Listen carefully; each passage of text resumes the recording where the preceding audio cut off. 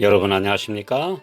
오늘도 우리 함께 요한계시록 9장 다섯째 나팔 네 번째로 악인들의 몽둥이라는 주제로 우리 함께 계시록을 살펴보겠습니다. 요한계시록 9장 5절 6절 그러나 그들을 죽이지는 못하게 하시고 5달 동안 괴롭게만 하게 하시는데 그 괴롭게 함은 전갈이 사람을 쏠 때의 괴롭게 함과 같더라. 그날에는 사람들이 죽기를 구하여도 얻지 못하고 죽고 싶으나 죽음이 저희를 피하리로다. 하나님의 백성들이 이 세상에서 악인들에게 핍박을 받고 힘들게 살아가지만 그들을 괴롭히는 악인들도 결코 평탄하고 행복하게 살지는 않습니다. 악인들끼리도 싸우고 경쟁하며 서로 죽고 죽이는 정글의 삶을 살아갑니다. 그뿐 아니라 의인들이 당한 억울함을 신원해달라는 호소에 응답하셔서 하나님의 심판이 그들에게 임하기 때문입니다. 디모데후서 3장 13절 악한 사람들과 속이는 자들은 더욱 악해져서 속이기도 하고 속기도 하나니. 악인들을 징벌하는데 종종 다른 악인들이 몽둥이로 사용됩니다. 잠언 16장 4절 여호와께서 온갖 것을 그 시움에 적당하게 지으셨나니 악인도 악한 날에 적당하게 하셨느니라. 이 말씀대로 바벨론은 예레미야 50장 23절에 보면 온 세계의 방망이 노릇을 수행했으나 종국에는 그 방망이도 페르시아에게 망하고 말았습니다. 오늘 이 세상에서 하나님의 백성들이 시련을 당할지라도 구원함을 받습니다. 그러나 남을 징계하는 몽둥이는 하나님이 악인들을 징벌하는 도구로 쓰시지만 그 자신은 구원받지 못합니다. 그러므로 다른 사람들에게 핍박과 가해를 하는 그런 존재는 하나님의 백성이 되지 않습니다. 그러므로 철저하게 이 세상에서 하나님의 백성들은 예수님 가신 길을 쫓아서 어려움과 또 핍박 속에서도 참고 견디는 그런 훈련의 과정을 견디고 승리하는 것입니다. 하나님의 백성을 가장 괴롭힌 로마도 동서로 갈라져 서로마는 476년 게르만족에게 멸망했으나 동로마는 비잔틴 제국이라는 이름으로 1453년까지 존속했습니다. 이 제국은 서로마가 망한 후에도 오랫동안 교황권의 후견인 역할을 했습니다.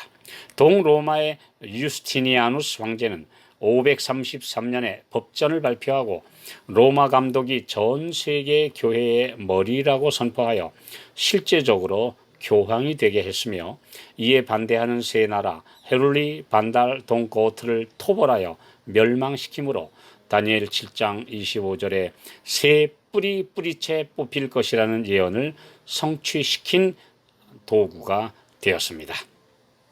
비잔틴, 즉 동로마 제국은 이슬람 제국에 의해 오랫동안 침입을 받고 괴로움을 겪었으며 결국은 투르크, 즉 현재의 터키에 의해 1453년 멸망했습니다. 사도시대 순결한 교회가 타협과 배도로 변질된 시대, 사탄의 무적행 세력이 만든 교황권이라는 종교와 정치가 혼합된 사탄의 일중대에 이어 아라비아에서 생겨난 또 다른 사탄의 이중대가 세계를 뒤흔들며 세계 2위의 종교 세력이 되었습니다. 이들은 세계를 닥치는 대로 공격하고 세력을 확장시키며 온 세계의 몽둥이 역할을 오늘날까지 수행하고 있습니다. 아랍권은 아브라함의 첩인 하갈의 아들 이스마엘의 후예들입니다.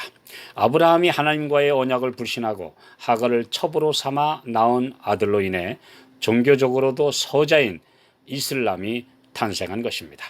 이들은 구약 성경을 인정하고 마호멧의 예언서와 혼합해 별종의 종교를 만들었습니다. 창세기 16장 12절 그가 사람 중에 들나귀같이 되리니 그 손이 모든 사람을 치겠고 모든 사람의 손이 그를 칠지며 그가 모든 형제의 동방에서 살리라 하니라. 하나님의 사자가 이스마엘에 대해 들나귀같이 되리라고 예언한 대로 되었습니다. 욥기 39장 7절 들나귀는 성읍에 짓거리는 것을 업신여기니 어거하는 자의 지르는 소리가 그곳에게 들리지 아니하며, 즉 들나귀는 통제받지 않는 성격을 가진 사람들을 상징하고 있습니다. 야생 나귀는 오늘날도 중동 지방과 아프리카에서 흔히 볼 수 있으나 야생에서 자란 이 동물은 길들일 수 없는 성격을 가지고 있습니다. 하나님의 성령의 감화와 억제하시는 능력에 복종하지 않는 사람들이 이와 같습니다. 자신의 고집스러운 성격을 쳐서 복종시키지 않는 사람들은 결국 통제불능의 사람들이 되고 맙니다. 그 손이 모든 사람을 치겠고 모든 사람의 손이 그를 칠지며 라고 예언한 말씀대로 오늘날의 아랍 사람들 곧 이슬람은 닥치는 대로 싸우며 테러를 자행하는 세력이 되었습니다. 이는 성경 예언의 정확한 성취입니다. 성경에서 다섯이라는 숫자는 5달란트, 소 5결이, 보리떡 5개 등 일반적으로 상당한 숫자다 하는 의미로 쓰여졌는데, 계시록 9장 5절에서 5달은 상징적 예언에서 1일 1년 원칙으로 계산하면 150일, 즉 150년이 됩니다. 이 기간 동안 비잔틴 제국은 2차례나 150년간 이슬람의 침략으로 혹독한 시련을 겪었습니다. 서기 674년부터 823년까지 이슬람의 사라센 제국이 콘스탄티노플을 침공하여 큰 괴로움을 당했으나 나라가 망하지는 않았습니다. 두 번째는 같은 이슬람 세력인 오토만 투르크 제국이 1299년 비잔틴 제국을 침공하여 1449년까지 150년간 500만 명 이상을 살상하였습니다. 5달 동안 괴롭게만 하게 하시는데 그 괴롭게 함은 전갈이 사람을 쏠 때의 괴롭게 함과 같더라. 이 기간은 예언된 글자 그대로 국가적으로 그리고 국민들이 죽지도 못하고 괴로움을 당하는 최악의 상황이었습니다. 사막의 전갈에게 쏘인 사람은 목숨은 부지할 수 있으나 극심한 통증을 겪는 것과 같이 이 2차례 이슬람의 침공은 이루 말할 수 없는 고통의 기간으로 역사에 기록되어 있습니다. 저항하는 자들은 십자가의 처형으로 오랜 시간 고통 속에 죽어야 했습니다. 예수님을 처형한 자들의 후예들도 자신들이 저질렀던 똑같은 방식으로 죽어간 것입니다. 하나님께서 주시는 사랑의 채찍은 회개시키기 위한 자비의 손길입니다.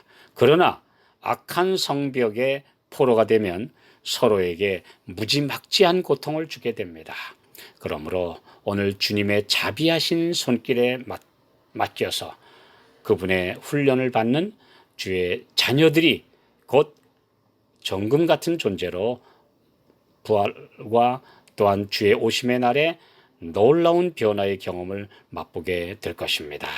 우리 모두는 몽둥이가 아니라 오늘 주님의 사랑의 매로 새롭게 태어나는 주의 신실한 자녀들로 살아가게 되시기를 축원합니다.